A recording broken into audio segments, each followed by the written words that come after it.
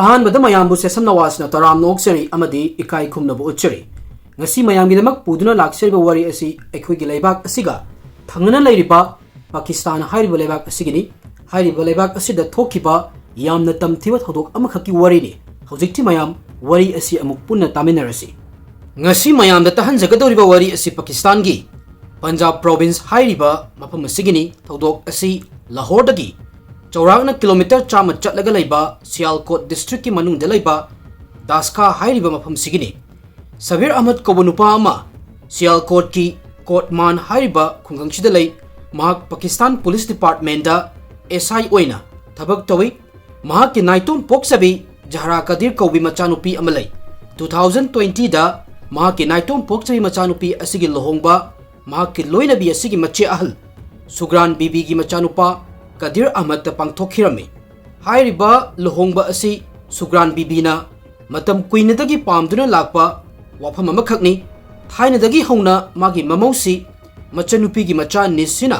oining halami Jahra Kadir masak matau fazaba khaknatana larik laisugi mangal fanglabi taksi khasi fazana khangbi amasung thabak khudimak yamna mapung fana tauba haibi nupi amakhakni mahakna wangang bagi mawong sisu yamna chinglemi Kadir Ahmad ki imung dagi Jahra Kadir bu mamau oijragena haiba lakpada mapa Sabir Ahmad na machanupi gi ayaba lawduna imung manunggi ahallaman singda wari watai tawrba matung 2020 gi April gi tang 10 da yamna chauna Jahra Kadir gi Nika Kadir Ahmad ta pangthoklami lohonglaba matung tha khara leiraga Jahra Kadir magi mapur waibaga punna Saudi Arab ta chatlami mafam asida machanupa ama fangjerami imung manung yamna harau tayam leirami Jahra gi punsi santi leiba yamna nungaiba haibado oirami Adubu chahi kharagi matung haibadi 2024 gi November thagi ahanba chayoldagi Jahra gi punsigi fivam da ahongba lakpa horami Jahra machanupa ga loinana Saudi Arab tagi Pakistan da amuk halaklami Jahra bu airport tagi oknaba magi mapa Sabir Ahmad amadi magi masunupa airport ta ngaiduna leiri numit kharani di Jahra mama mapa gi manakta leirami masugi matung Sabir Ahmad na machanupi Jahra Kadir amadi magi masunupa mane makugi manakta thinbiraklami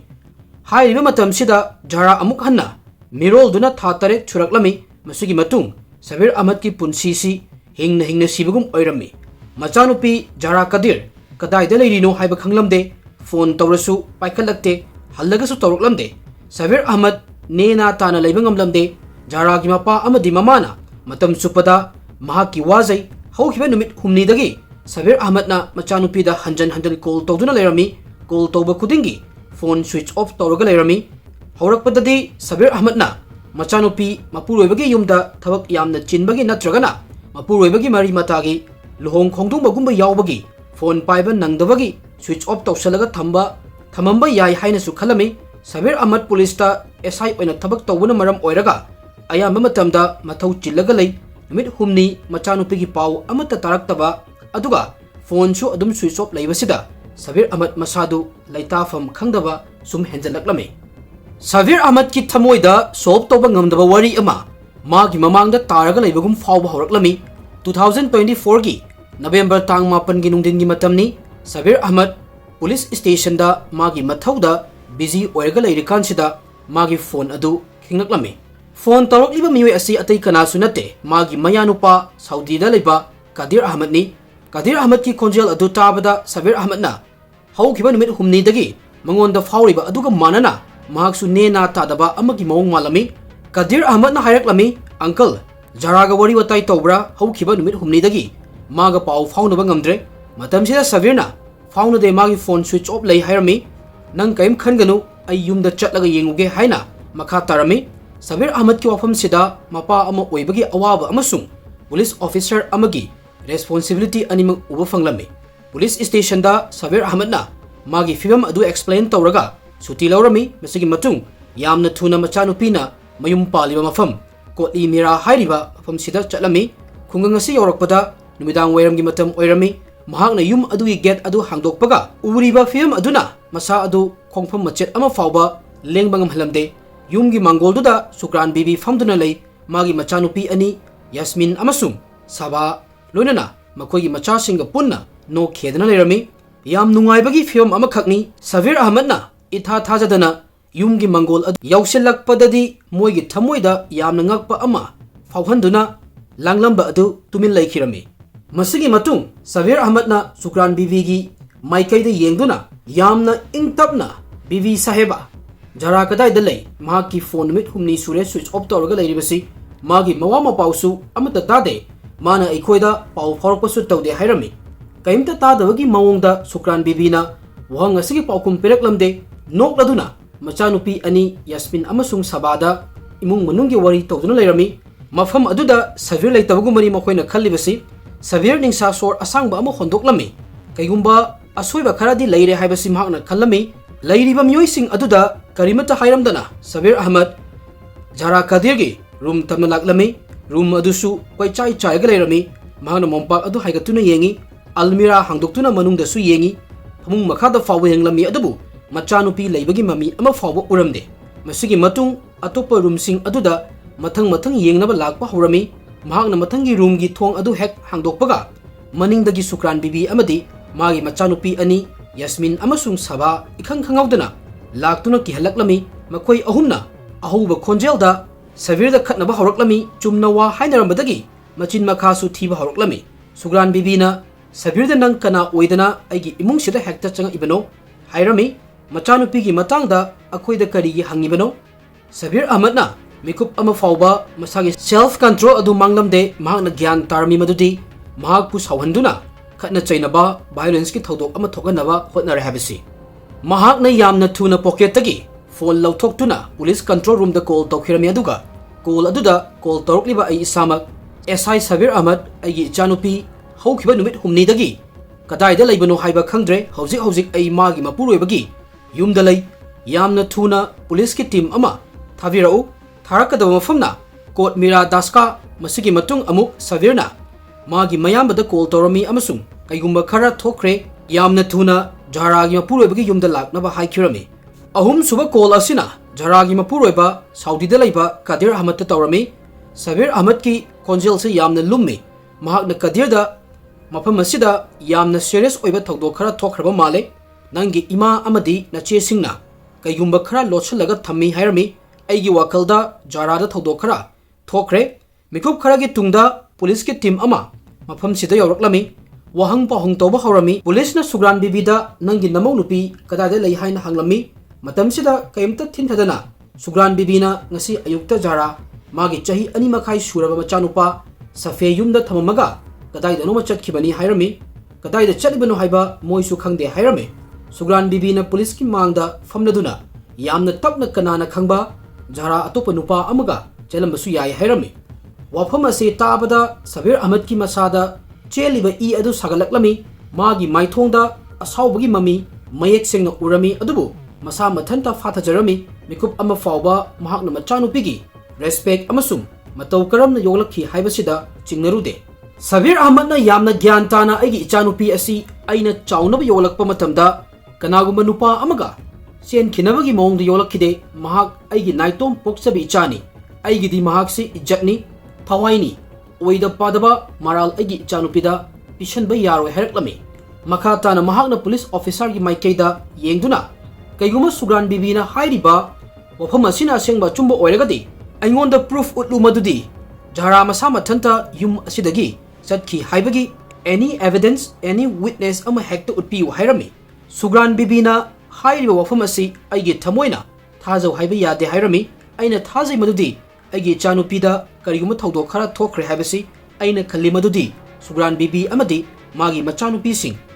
kaigumba khara lotuna thami makhoi ahum pullaga ichanupi jaragi mayokta makhoina lalong ama yatpa mali Sabir Ahmad ki mittagi bilugi pirang sintharaklami ngaheki matungda constable Sikandar Sabir Ahmad ki manakta laklami aduga nakal amaromda puthoraklami masigi matung yamna tappa khonjelda sar aikhoi yum masi loinamak thiba humba chathare hojik phawbagi oina sargi ichada kaigumba khara thokre natragana mahak mafam amada chatkhre haibagi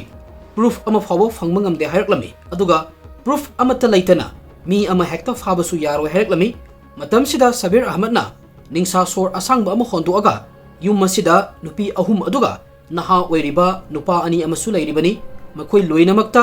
yamna fazana wahang pahang tawbiyu suksoi soidana achumba thorakani hairami masigi matung Sabir Ahmad na police ta aiba complaint am supirami ma ki complaint asida yumpham oiraga police na jara kadir mangkhibagi case ama laukhatami report ama machanupi gi matangda laukhatlabasu Sabir Ahmad magi thamoi adu ingthau haiba yaramde mayumda halaklaba matungda su Sabir Ahmad tumning masuk fauramde athengba ahingsida thaina khangnakiba nupa amadagi Sabir Ahmad ta call toroklami nupa asina Sabir da jaragi makubok nande amasung magi machanupa ani jaragi case asigi matangda moida chingnabagi custody da puraklaba matung wahang pahong tawraga thadokre haina pau tamlami pau asi tabada yamna serious oiba case asida police na yam fazana investigate tawdana makoi mayam bu chathan khre tabada Sabir Ahmad wakal yamna nungairamde hojik su mahakki thamoida hanjan hairami madudi makoi mayamna karigumba khara lotchanduna lairi haibasi nupi ahum haibadi Sugran Bibi Yasmin amasung Sabha police station dagi mayumda hek halakpa asidagi moigi laikai asida anauba drama ama amuk haurami makoina gali chatuna miyoi kaya amada aikoina kaimta tawkidabana police na hojikti thadore jara masana magi khangdaba nupaga chenkhibani hairami makoina wari ase libada achaurum kaba amadi henjinna tamba amasu yaurami khungang asigi miyoi sing amaga jaragi matangda chirol tawnorami kanagumba amana asumna hairami mamang nupi chenkhraga Manembok na kirisna karigino kanagumba amana amuk moina lidiba wari se taba yaba wari natte hairami adubu Sabir Ahmad ki thamoidi machet taana kairami jaragi Manembok amadi atopa imungi miyoi singna mahaki matangda wa jat haiduna sandokpa wafam adu Sabir Ahmad ki nakong yaurakpadadi Sabir Ahmad amuk hena wakal nungairamde maithongi kuchumang hirami mahak masama thanta gyan tazaramde madudi police na asuk luba case asi yamna laina lauthopgi maramse hojiksu machanupi kadaida lei haiba khangdre amaromdana Manembok ki imungna machanupi da badram kaya ama tawba leptri mathangi numit ayuk anganbada Sabir Ahmad uniform setana icham chamba dress ta Matra police station na laklami matamsida HSO Tokir Khan tamak lerami mahakna Sabir Ahmad pu hamanduna asumna hairami Sabir sab kaimta wakal waganu nangin nachanupi fangnaba police sing yamna kanna hotnari yamna thuna fangani adubu Sabir Ahmad na SSO asigi mamitta munna yenglami amasung magi wafam asida mabukchel shengba amadi thabak asi yamna thuna paikhatpagi mamisu uramde mahaki thamoina khalami madudi police na magi machanupi gi matangda hotnaribasi cheda khaktani haibasi mahakna yamna tapna tokir sab ai isasu police officer amani hotnaraga leiba amadi thabak oina pangthokpa asiga anisigi marakta kayam yamna khetnage haibase aisu khangjai haina makha tarami aigi ichanupi haukiba numit humnidagi thiba fangdri amasung thodok asibu thokhalamba yai haina chingnari miyoi singdi maning tamna haina humna leiri hairiba mayamse police ki hotnabani hairagadi ai isana kariyumba khara di tawrani hairame matamsida Tokir Khanna sor asangba ama hontu aga yengu Sabir sab hojik phawbagi oina ikhoida jaramang khibagi matang magi mapuroibagi imungna tawki haibagi evidence amata leite kaigumba nangna khangba investigation asida mateng oigadaba wafam khangba leiragasu akhoida adum hayu hairame wafam kudimak loina ikhoigidi maru oi mikup khara tuminna leiruba matung Sabir Ahmad wa amuk hanna lolaklami Tokir sab Sugran Bibi amadi magi machanupi ahal Yasmin afabanupi natte mamangdasu makhoi si phattaba tawbagi chenakhrabani adu paisa amasung khangna chanaba tawraga case asidagi maral leite haina lauthokhankibani makhata na Sabirna jara kadirdi magi mapuroibagi manakta Saudi Arab ta leijaningmani adubu lalong ama tawraga mabu Pakistan da amuk kawrakhibani aina thajai madudi hojik aigi ichanupi jara kaisu hingna leiramaroi asengba achumba khange hairagadi Yasmin gi machanupa Abdullah da akanba mawongda hanglagadi loinamak tholakani mahakti thokriba thodok asigi matangda loinamak khanglamgani hairame wafam asi hairamaga Sabir Ahmad famlamba adudagi tapna hawalaktuna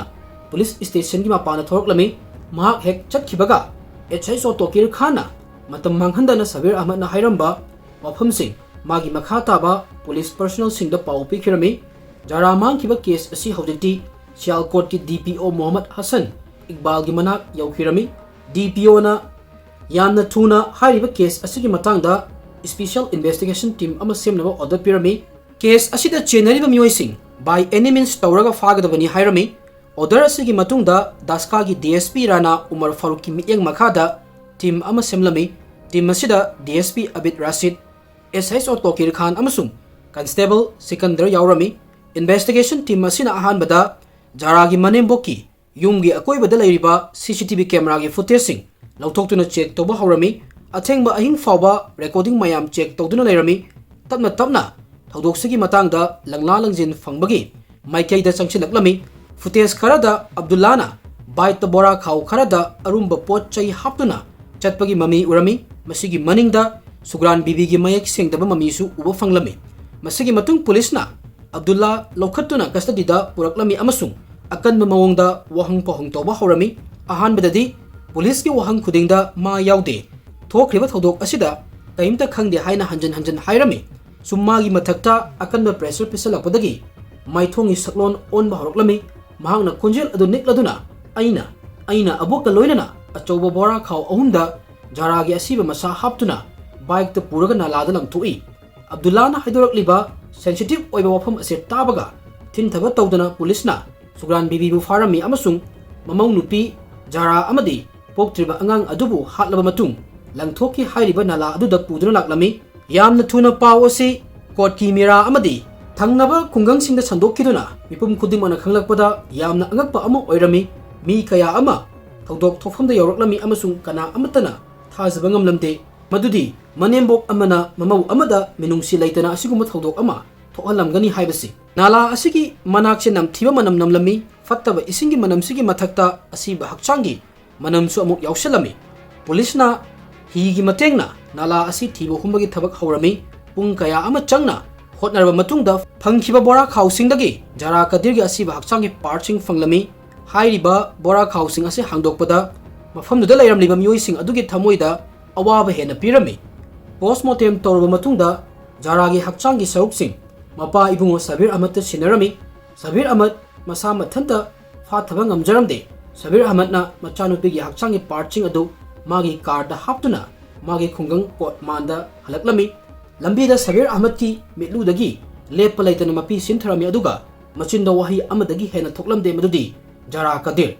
mahaki khungang yoramdaida SHO Tokir Khan gi phone laklami aduga yamna nungaitaba khonjelda Sabir Sab Sugran Bibi dagi tabada amuk hena kigedaba nungayoidaba ahenba wafam khara amuksu khangba ngamle hayaklami Sabir Khan gi makut adu nikpa horaklami Tokir Khan na makata na hayaklami madudi jara kadir gi mamai se gas ki chulada magi masak khangdanaba mai tha ki habasi Sugran Bibi na tawki habasi masani yajarami masigi matung jara gi makok asi mayum sidagi kilometer ahumuk chatlaga laiba napi mongsong marakta kom amada lotlami Sabir Ahmad wafam ase taba ngambagi pangal lairamde masigi matungda police na yamna thuna ko masidagi jaragi makok ase amuk lauthoklamai hairiba body gi part asisu postmortem amuk tawraga Sabir Ahmad ta amuk pirami jara kadir gi hakchangi saruksing loina fanglaba matungda jaragi aroya mathong mangam pangthoklami makha taba police ki investigation asida thodok asida Sugran Bibi gi mari mata ama mamingna Nabit hairiba nupa asisu yawi haiba khanglami hairiba nupa asi Sugran Bibi gi marida nephew thoklami amadi Lahore lay matam amagi warini Sugran Bibi gi imung se mapandagi yengbada yamna ingchikpa imung ama oirami adubu asengbagidi manungdadi lokhatpa yadraba imung amani nongma numit ama mari mata amana Lahore layba Nabit pot khara Sugran Bibi gi yumda pinaba sinaraklami Nabit naha oiriba nupa ama oibata natana yengbadasu masak matau fazaba misak amani Sugran Bibi ahal oisalakpagi naitom tarakpa amadi fattaba wakhallona pik thalami masigi matung Nabit ko imirada lakthok laksin toina tawrami kayumba kandana pochai pibagi mingda lai kayumba kandana Sugran Bibi gi fibam kamaina tawri hangbagi mingda lai masigi matung limit cross tawbagi relationship laiba numit selaklami Sugran Bibi amadi Nabit ki marakta chatlaidaba yamna tukat chaningai oiba yuman bagi mari lainarami hairiba wafam ase yum asigi faklang mari ki manungda lotuna lairami nongmadi makhoi anigi aronba marisi Sugran Bibi gi machanupi ahal Yasmin na thonaudagi urami masi urubada Yasmin ko ngawrami matamsida Yasmin gi nupasi Italy da thabak toduna lairi chahi amada amuktang mayumda lai Yasmin charakna sahi nifumuk suraba nupi amani mahakki mamana asigumba lichat chalamba asida madi kai haiduno kaimta khanglamde. Numit kharanigi matungda Nabitpu mahakna mayumda kaurami aduga ka amada famhanduna yamna sauna hairami madudi nanga imaga lainariba marido aina loina ure amadi masi gunagi thabakni nakoi anigi marisina aikoigi charo surogi ijatpu leikha tahalani masi tabada Nabit akiba ama faurami mahakna makok adu nontharaduna ai soikre nakoina piningba chairak tu pibiyu ai harauna logani hairami masigi matungda mamagi maribu sendora kadra khallaga Yasmin amadi Nabit ki marakta yamna close oiba mari leinaba horoklami makoi ani tuminna amuk thengnaba haurami yumda mi ayamba tumna khiba amadi Sugran bibina yumda leitaba matamda Nabit amadi Yasmin unarami adubu aranda khudingmak nongmadi mapana thorai numit asisu koisilaktaba haibado oirami November thagi ayuk ama Jara Saudi Arabia dagi mapamda matam khara leiroba matung mapurobagi yumda laklami mahakna imung changlakpada Sugran bibigi room gi thong adu khara hangdoktuna leibado urami mahakna thong aduda haifet yenglubada uriba phiyam adu mahakna thajaba ngamlamde Nabit amadi Yasmin yamna phiyam chadana phamungda leibado urami Jarana yamna sauna lauraga thong adu thillaga Yasmin nangbu ikaibaga amda khangdrabo nangi imagi yumsida laaga nangna tawrisibu karino nangna tawribasi mayamna khangkiba taragadi kai oigani Yasmin wa amata haiba ngamlamde Jaragi asawbagi wangang amadi miteng aduda Yasmin di tofam khanglamde mikub asidagi Yasmin gi thamoida Jarada sauningbagi mairi ama magi thamoida chukhatpa haurami numit kharani hokirami Jara yamna ing chikpa normal oiba punsi ama hingnabagi hotnarami nongmadi Jara magi marup ama unaba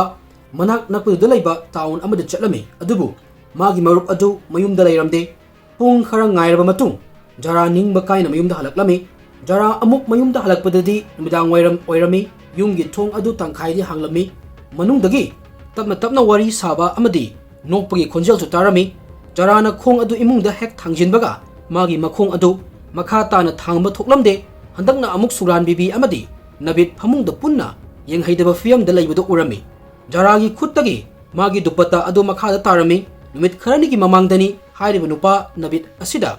Yasmin ga fatwa lichat chalamagi chaikibata ngairi ngasina amuk mamaga madu ubada Jara kari tawgudabano khanglamde Sugran maung nupi adu hek urubada magi maithongda akiba amadi pakatpa ama faurami Sugran bibi na khanglami madudi Jarana ukriba thodok asi kaigumba magi mapuroiba kadirda haikiba taragadi magi ijat amadi maming loinamak leikha tarani haibasi Sugran bibi gyan tana sor hono fawangam mahakna fauramba akiba adu tapna ikaiba amadi sauningbana khudum chankirami mahakni yamna thuna machanupi Yasmin bu magi maikaida lefalami makhoi ani punduna firep ama laurami madudi kaigumba Jara kadirna tuminna leitragadi para ama tamiba mathautai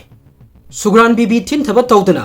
Yasmin gi yumda laklami aduga thong adu lok tawsinduna tapna Yasmin haujikti Jara kadirgi mathakta kaigumba khara tawbagi matamdu yawrakle hairami aikoi ani gi matangda Jarana loina khangkhre kaigumba wafum asi Kadir Ahmad ta haidokrabadi aikoi ani hingduna leiba ngamaroi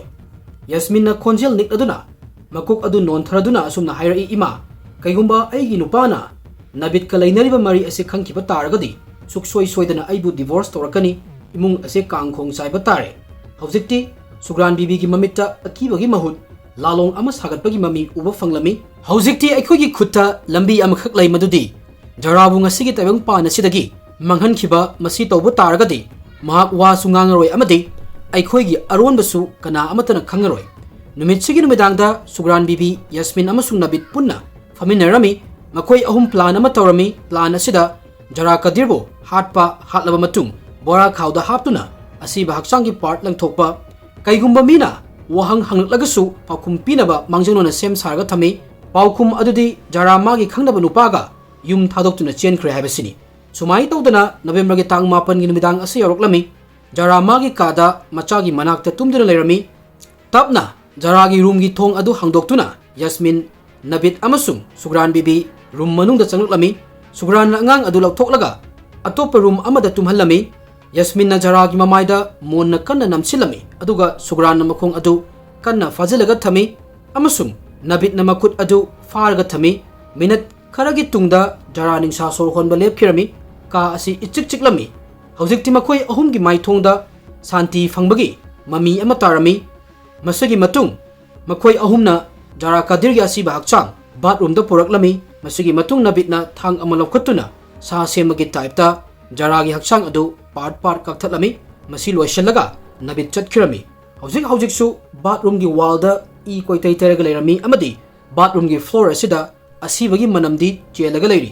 masigi matungda sugran amadi yasminna yum asi fazana sengdoklami yum asi sengdoklaba matung jaragi haksangi part adu bora ahumda hanjilami ahing adu yamna thengi makhoi ahum haibadi yasmin sugran amasung jasmin gi machanupa abdullah yumdagi mapana thoroklami abdullah na bite adu start tawrami magi maningda bora khaw adu hapkatlami moina leiriba khungang